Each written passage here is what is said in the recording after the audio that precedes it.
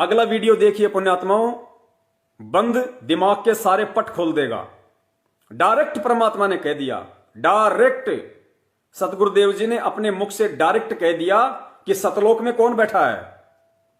ये भ्रमणा तोड़ने के लिए कि गुरु और परमात्मा अलग नहीं। कबीर की भक्ति में, इस सत भक्ति में कबीर ही गुरु रूप में आता है। तो परमात्मा इस सत्संग में, छोटे से सत्संग में, इस सत्संग में 2 पॉइंट है पुण्यात्माओं, हमने पकड़ने पड़ेंगे। सबसे पहला पॉइंट इसमें यह परमात्मा सिद्ध करेंगे कि जिस प्रकार आज हमारे बड़े भाई सतलोक आश्रम मैनेजमेंट हरियाणा वाले, क्योंकि ये लोग खुद घटिया कर्म करते हैं, उल्टे काम करते हैं, राजनीति करते हैं, आरक्षणबाजियां करते हैं, सारे वो कुकर्म करते हैं जो भक्ति मार्ग में आने के बाद नहीं करने चाहिए। इनके पीछे पीछे देखा देखी में इनको श्रेष्ठ भगत समझकर, गुरुजी के परिवार रिश्तेदार वाले समझकर, गुरुजी से काफी सालों से संगति, ये सोचकर कि ये लोग काफी वर्षों से गुरुजी की संगत में रहे हैं, इनको बहुत अच्छा भगत मानकर बेचारी संगत भी भेड़ चाल में जैसा ये करते हैं वैसा करने लग गई, तो परमात्मा की मर्यादाओं से दूर हो गए। उसके बाद में क्या होता है, आपकी आंखों के सामने है अकाल मृत्यु।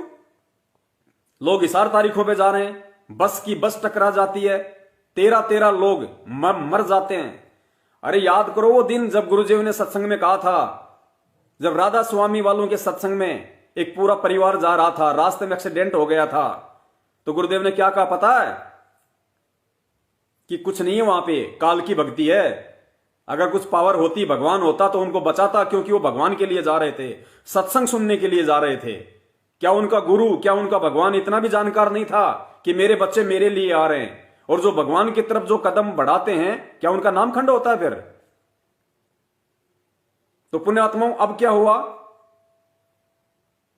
पिछले 1 साल पहले महाराष्ट्र से 2 बस भर के, आप सबको पता है, हिसार तारीख पे जा रही थी। रास्ते में सुबह के 3 बजे राजस्थान के नागौर में एक सांड रोड पे आ गया अचानक से। ड्राइवर ने उसको बचाने के चक्कर में गाड़ी मोड़ दी, फुल स्पीड पे थी, पेड़ से जा टकराई। 13 भगत मरे, अकाल मौत। 13 भगत, जिनमें सतनामी भी थे, सारनामी भी थे। 13 भगत मरे वहां पे, अकाल मौत। और 4 की तो ऐसी मौत हुई पुण्यात्मा, बताते हुए कालजा कांपता है। शीश अलग हो गया था, कट गया था, किसी का हाथ कट गया, किसी का पैर कट गया। चीखते चिल्लाते बिलखते हुए उनको जयपुर रेफर किया गया। जयपुर नागौर से कितना दूर, कम से कम 150 किलोमीटर दूर। 150 किलोमीटर तक सोचो कितने दुखी, कितने पुण्यात्मा, विचार करना पड़ेगा हमें इन बातों पे। क्यों? वो तो गुरुजी के लिए जा रहे थे सर, क्यों एक्सीडेंट हुआ, क्यों मरे? क्या परमात्मा को नहीं पता था कि मेरे बच्चे मेरे दर्शन करने के लिए आ रहे हैं? अरे अगर हिसार तारीखों पे जाने का, हिसार तारीखों पे जाने का अगर गुरुजी का आदेश होता, तो वो बच्चे तो गुरुजी के दर्शन करने के लिए उनके आदेश से तो जा रहे थे। फिर क्या हुआ? परमात्मा ने क्यों रक्षा नहीं की? क्योंकि वो परमात्मा की मर्यादाओं से दूर थे, क्योंकि वो आदेश गुरुदेव के नहीं, वो आदेश सतलोक आश्रम मैनेजमेंट हरियाणा के अपने मनमुखी आदेश थे। गुरुजी की कानूनी प्रक्रियाओं को और ज्यादा जटिल बनाने के लिए संगत को एक भीड़ के रूप में इकट्ठा करके, ताकि गुरुजी कोर्ट में ना आ सकें। और जब गुरुजी कोर्ट में नहीं आएंगे तो तारीखें आगे से आगे बढ़ती रहेंगी, तारीखें आगे से आगे बढ़ती रहेंगी तो गुरुजी ज्यादा समय तक जेल में रहेंगे। गुरुजी ज्यादा समय तक जेल में रहेंगे तो हम गुरुजी की आड़ में संगत की जेब ढीली करते रहेंगे, ज्योति, दान, पाठ और 10वें अंश के रूप में।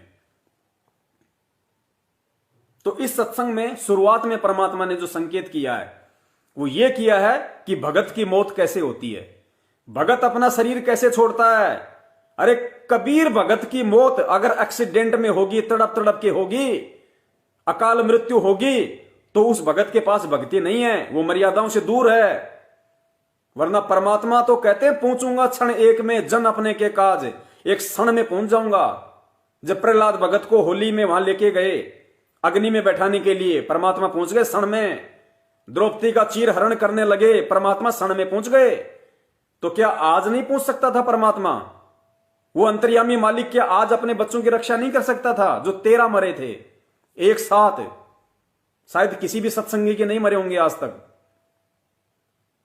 लेकिन क्यों नहीं पहुंचा परमात्मा? क्योंकि वो लोग परमात्मा की मर्यादाओं में नहीं रहे थे।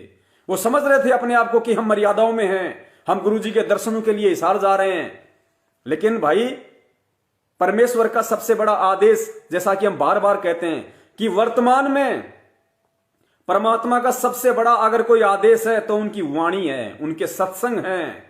आज गुरुजी हिसार जेल में शरीर रूप में बैठे हैं। आज अगर बाहर हमारा सबसे बड़ा कोई गुरु है, सतगुरु है, तो गुरु जी का सत्संग है। क्योंकि सत्संग कभी भी भगत को भटकने नहीं देगा, सत्संग कभी भी उल्टा मार्गदर्शन नहीं करेगा, सत्संग कभी भी आपको शंकाओं में नहीं डालेगा। सत्संग भगत का सबसे बड़ा सहारा है।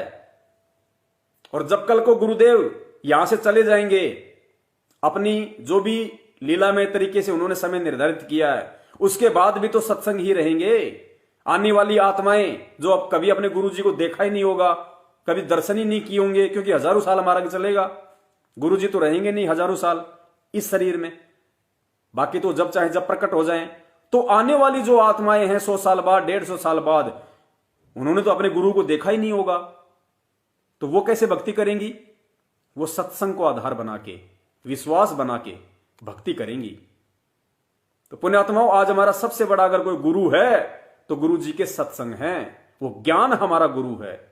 और परमेश्वर कहते हैं कि जय तैन्ने सूझे नहीं, रोज नित्य नियम में पढ़ते हैं हम, जय तैन्ने सूझे नहीं। अगर तेरी समझ में नहीं आ रहा, सूझने का मतलब अगर तेरी समझ में नहीं आ रहा कि क्या सही है और क्या गलत है, तो परमात्मा कहते हैं जय तैन्ने सूझे नहीं तो शब्द साखी सुन ले।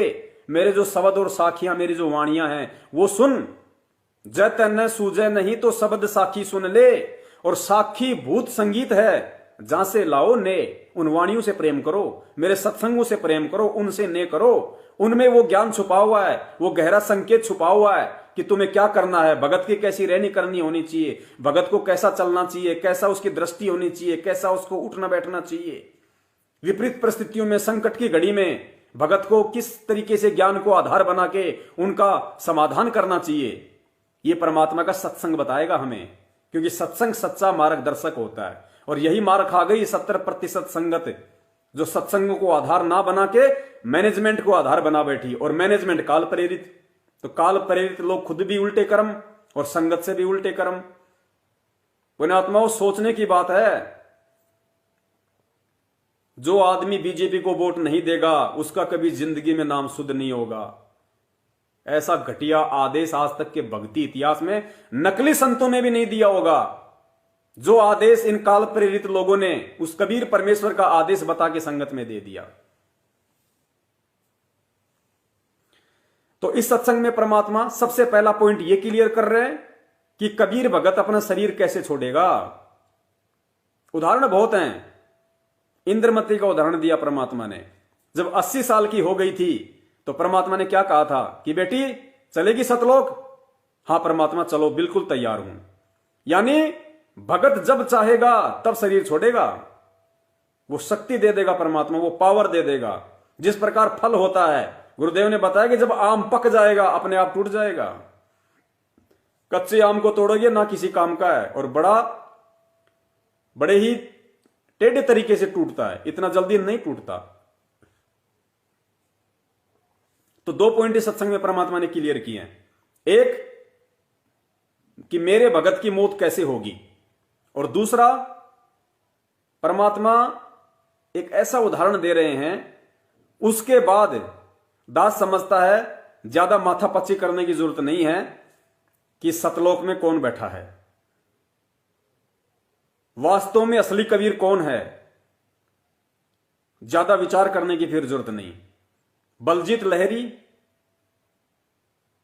जो बरवाला कांड में महेंद्र का बराबर का पार्टनर था, पुण्यात्माओं, यहां अगर परमात्मा उस बलजीत और उसके परिवार के विषय में अगर 2 शब्द अच्छे कह रहे हैं तो ध्यान रखना, परमात्मा ने गलत तो महेंद्र के लिए भी नहीं कहा, जबकि साक्षात काल का एजेंट है। गलत परमात्मा ने अपने बेटा बेटी के लिए भी नहीं कहा, अपने बेटी के लिए भी नहीं कहा जो आज भगोड़ा बन के घूम रहा है। तो भगोड़ा बनने वाला कौन होगा, ये तो हमें विचार करना है। गलत परमात्मा ने महेंद्र को भी नहीं बताया अभी तक स्पष्ट रूप से, सीधे तौर पे। जबकि बरवाला कांड किसने करवाया? 18 तारीख की रात को पुलिस की सेटिंग से आश्रम से कौन भाग के गया? आज तक कौन भगता हुआ फिर रहा है? भगोड़ा बन के कौन छिप रहा है? क्या भगत भगोड़ा बन के घूमेगा? गलत परमात्मा ने उनको भी नहीं बताया, और ना परमात्मा बताएंगे। परमात्मा का तो मकसद यह है कि किसी भी तरीके से ये आत्माएं भक्ति पे लगी रहें। परमात्मा दूर नहीं करना चाहते, चाहे दुष्ट हो चाहे सज्जन हो। परमेश्वर की वाणी है कि कबीर कपट से भक्ति करे। अगर कोई मन में छल कपट रख के भी मेरी भक्ति कर रहा है, कबीर कपट से भक्ति करे, उसको भी अपनाऊं, साम दाम दंड भेद से फिर सीधे रास्ते लाऊं। ये परमात्मा की वाणी है। तो बलजीत का उदाहरण देके परमात्मा कह रहे हैं। और जब बलजीत का जो पिता था, जब उसका अंतिम समय आया शरीर छोड़ने का, तो गुरुदेव अपने मुख कमल से कह रहे हैं कि उसने शरीर छोड़ दिया और 1 घंटे बाद वो फिर वापस शरीर में आ गया। और वापस आके क्या संदेश दे रहा है कि बच्चों अच्छे से भक्ति करना। और भाई मैं तो सतलोक गया था और सतलोक से आ रहा हूं और वहां भंडारे चल रहे हैं, वहां पे गुरुजी बैठे हैं। पुण्यात्माओं, ये बात सत्संग के माध्यम से परम पूज्य सतगुरु रामपाल जी महाराज जी कह रहे हैं, हमारी बंद आंखों के पट खोलने के लिए। उस बलजीत के पिताजी को निमित्त बनाया परमात्मा ने ये शब्द कहने के लिए, ताकि जो बाकी संगत है, जो लोग ये सत्संग सुनेंगे, वो इस बात पे विचार करें, इस पॉइंट को गहनता से सोचें कि वो आत्मा क्या कह रही है कि भाई मैं सतलोक जाके आया हूं, गुरुजी मुझे सतलोक लेके गए थे और वहां तो भंडारे चल रहे हैं और वहां तो सतगुरु बैठे हैं। गुरु बैठा वहां पे अपना। गुरु कौन था उसका? बलजीत के पिताजी का गुरु कौन था? संत रामपाल जी महाराज। तो कौन बैठा था सतलोक में? संत रामपाल जी महाराज। तो इस कबीर भक्ति में इष्ट और गुरु क्या अलग हुए? नहीं हुए। जब हमारा गुरु ही सतलोक में बैठा है, भंडारे वहां चल रहे हैं, तो पुण्यात्माओं सतलोक का राजा तो एक ही है, कबीर परमात्मा। तो वो कबीर परमात्मा आज हमारे गुरु रूप में आया हुआ है। यही बात समझाने के लिए परमात्मा ने इस सत्संग को चुना कि मेरे बच्चे आने वाले समय में इन चीजों को पकड़ने के लायक हो जाएंगे, मेरी बातों को कैच करने के लायक हो जाएंगे इस ज्ञान आधार से, तत्व ज्ञान आधार से। सुनना पुण्यात्माओं, और पतिव्रता धर्म को अपनाना पड़ेगा हमें। जब तक नहीं अपनाएंगे तब तक बात नहीं बनेगी। सुनिए। ये डॉक्टर कबीर परमात्मा को बोलो सतगुरुदेव की जय हो। अभी एक भक्त ने बताया, नरवाणे से आते हैं एक भक्त जिनकी बेटी ज्योति ठीक हुई थी, आपको पहले सुनाया भी था भक्त रणधीर। उसके पिताजी ने नाम ले लिया, कतियनाड़ी था, भगवान के निकट नहीं जावा था। उसने भी उस बेटी अपनी पोती को स्वस्थ हुआ देखा और उसने सारे प्रमाण दिए। उसके बाद उनके पिताजी ने उपदेश ले लिया। उपदेश लिए को 4-5 महीने हुए थे कि उसने पहला ही मंत्र मिला था और कह रहे थे इतनी लो लगा दी, दिन रात उसकी भक्ति में लगा रहता था कि दूसरा नाम लेना हमें। उम्र बहुत हो गई थी, अचानक बैठा बैठा आराम से मंत्र करता करता शरीर छोड़ गया। बोलो सतगुरुदेव। कैसे शरीर छोड़ गया? ध्यान देना पुण्यात्माओं। दूसरा नाम लेना हमें। उम्र बहुत हो गई थी, अचानक बैठा बैठा आराम से मंत्र करता करता शरीर छोड़ गया। बोलो सतगुरुदेव की जय। अब ये मोक्ष तो नहीं होगा, लेकिन अभी मनुष्य जीवन तुरंत मिल जाएगा इस व्यक्ति को। तो ऐसे ही और भी बहुत से प्रमाण हैं। भक्त है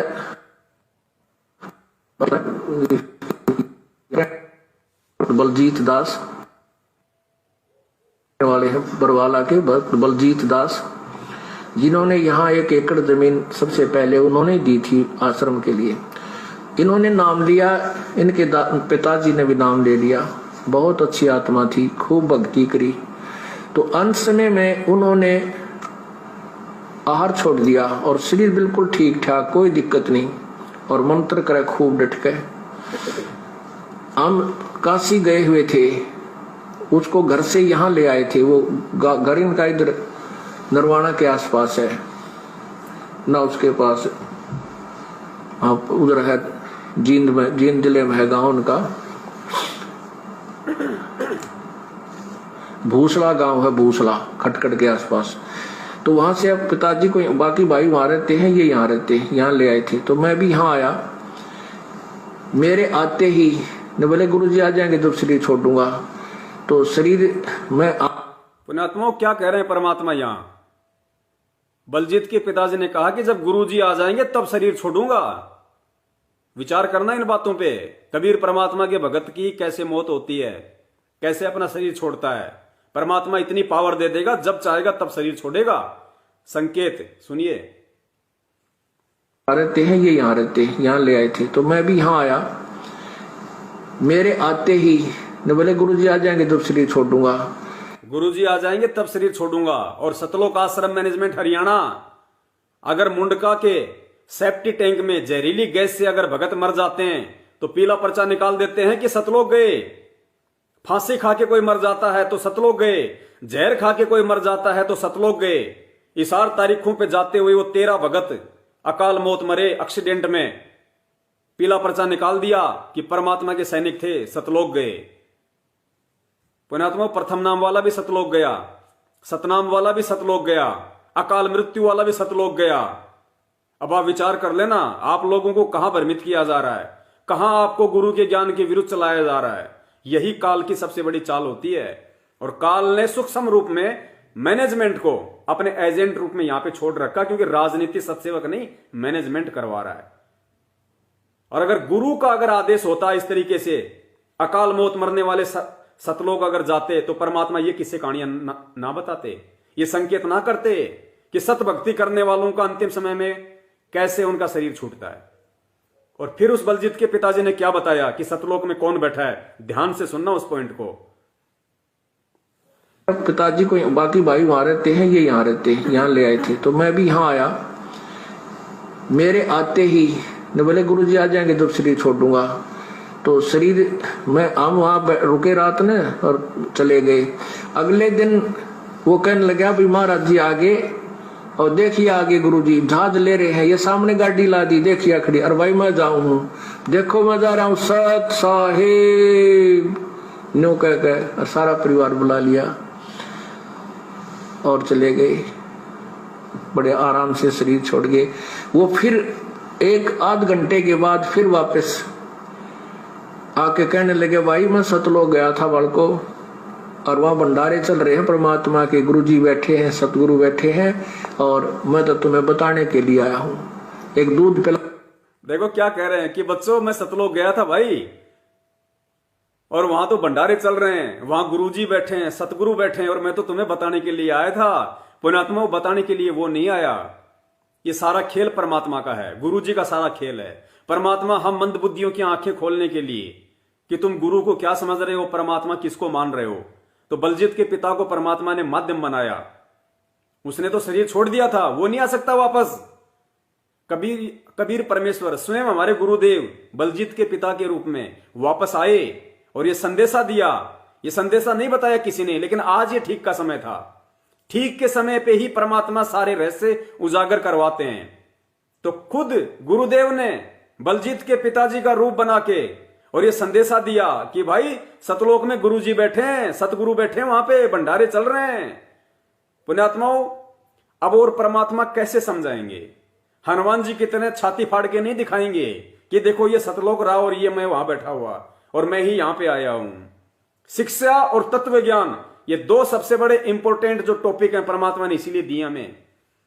650 साल पहले हम पहचान नहीं कर सकते थे परमात्मा की, क्योंकि शिक्षा नहीं थी। हमारे मन में विकार नहीं थे उस समय, इतने दोष नहीं थे हमारे अंदर, इतना छल कपट नहीं था हमारे अंदर, क्योंकि शिक्षा नहीं थी।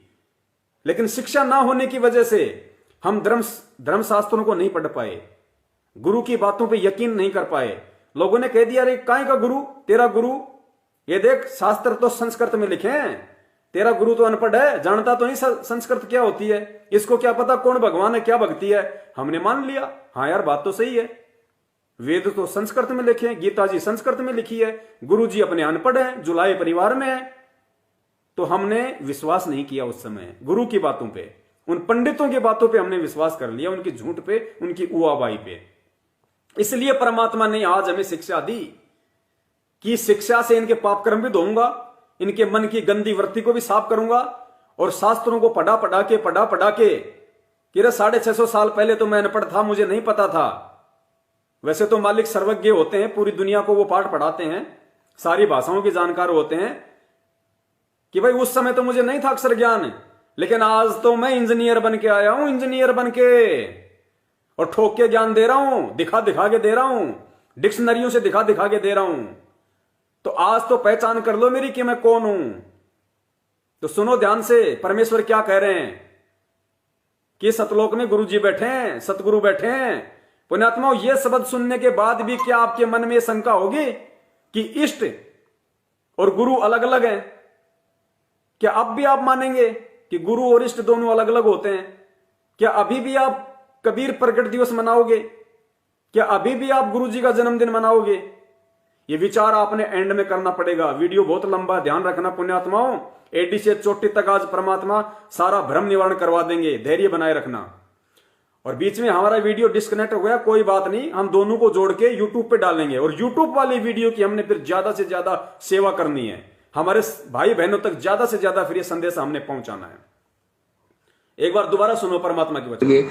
वो फिर एक आध घंटे के बाद फिर वापस आके कहने लगे, भाई मैं सतलोक गया था बड़को और वहां भंडारे चल रहे हैं, परमात्मा के गुरु जी बैठे हैं, सतगुरु बैठे हैं और मैं तो तुम्हें बताने के लिए आया हूं। एक दूध पिलाओ मेरे को, थोड़ा दूध पिलाओ। वो अपने फ्रिज बोला ताजा दूध लाइए, फ्रिज मत निकाल कर ले गए। बोले ना तो ताजा को नहीं। फिर एक और भगत था, उनके गाय थी या भैंस, वहां से दूध लाए। जो बलजीत के पिताजी को क्या पता कि भाई फ्रिज में ताजा दूध नहीं है? बलजीत के पिता को कैसे मालूम पड़ता कि फ्रिज में ताजा दूध नहीं है? किसको मालूम पड़ सकता है? अंतर्यामी को, परमात्मा को। पुण्यात्मा ये इशारे हैं, इन इशारों को समझना पड़ेगा। और वहां भंडारे चल रहे हैं, परमात्मा के गुरु जी बैठे हैं, सतगुरु बैठे हैं और मैं तो तुम्हें बताने के लिए आया हूं। एक दूध पिलाओ मेरे को, थोड़ा दूध पिलाओ।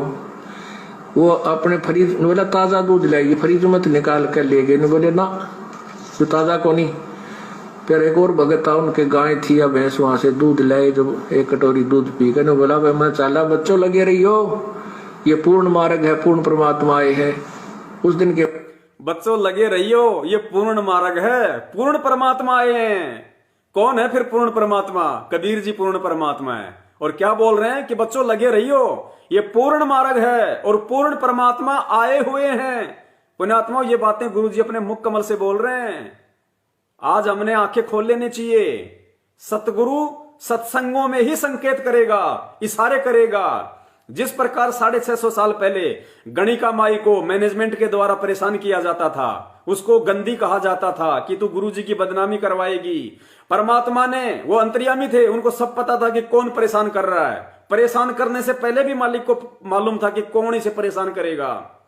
गणिका से भी परमात्मा ने पूछा अपनी उस बहन से, बेटी से, तुझे कौन परेशान करता है? उसने नहीं बताया। क्या अंतर्यामी को पता नहीं था कि इसे कौन परेशान करता है, कौन इसे भला बुरा कहता है? लेकिन परमात्मा ने किसी को भी बुला के नहीं कहा कि तू इसको क्यों परेशान करता है और आज के बाद इसको परेशान नहीं करेगा। परमात्मा ने क्या तरीका अपनाया? सत्संग। सत्संग के माध्यम से परमात्मा ने सार्वजनिक संकेत किया कि भाई कुष्टी हो चाहे संत बंदगी कीजिए, और अगर हो वैश्या को विश्वास चरण चित दीजिए। अगर वैश्या भी अगर ज्ञान समझ के भक्ति में लग जाए, उसको वैश्या मत समझो। फिर परमात्मा ने सत्संगों में संकेत किया। तो जब 650 साल पहले हम मंद बुद्धियों को, हम अशिक्षितों को समझाने के लिए सत्संगों में संकेत किया, तो पुण्यात्मा आज तो परमात्मा ने तत्व ज्ञान ठोक के दे दिया और शिक्षा दे दी। आज कैसे बता देगा हमने सामने? आज भी सत्संगों के माध्यम से ही बताएगा। समझना हमने पड़ेगा। एक दूध पिलाओ मेरे को, थोड़ा दूध पिलाओ। वो अपने फ्रिज बोला ताजा दूध लाइए, फ्रिज मत निकाल कर ले गए। बोले ना तो ताजा को नहीं। फिर एक और भगत था, उनके गाय थी या भैंस, वहां से दूध लाए। जब एक कटोरी दूध पी कर बोला, भाई मैं चाला बच्चों लगे रही हो, ये पूर्ण मार्ग है, पूर्ण परमात्मा आए है। उस दिन के बाद इस परिवार का ऐसा दृढ़ विश्वास हो गया, समर्पण कर दिया पूरे परिवार ने, रिश्तेदारों ने। बोलो सतगुरुदेव की जय हो।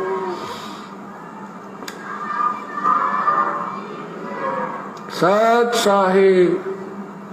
मेरे पूज्य गुरुदेव स्वामी रामदेवानंद जी महाराज 108-7 साल के हो गए थे और आखिरी सांस तक उनका शरीर बिल्कुल ऐसा स्वस्थ और लाल चेहरा था। शरीर वैसे का अस्थि पिंजर सा था। वो 40 वर्ष यहाँ जींद एक कुटिया थी, उसमें रहे मेरे साथ, हमारे बच्चों ने वहां सेवा की। 40 दिन के बाद 24 जनवरी को यहाँ से गए उनके अपने मूल आश्रम था तलवंडी भाई मोगा, मतलब फिरोजपुर जिले में एक मोगा में आश्रम।